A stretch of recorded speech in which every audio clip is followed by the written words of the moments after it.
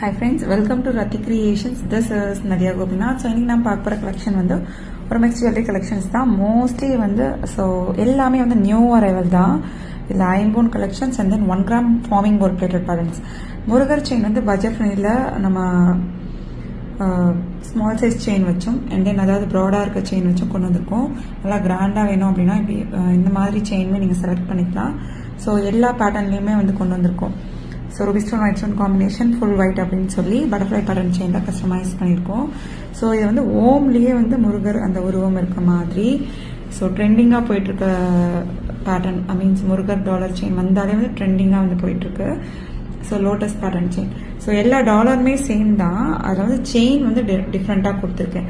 தின்னாக வேணும் அப்படின்னாலும் எடுத்துக்கலாம், திக்காக வேணும் அப்படின்னாலும் எடுத்துக்கலாம்.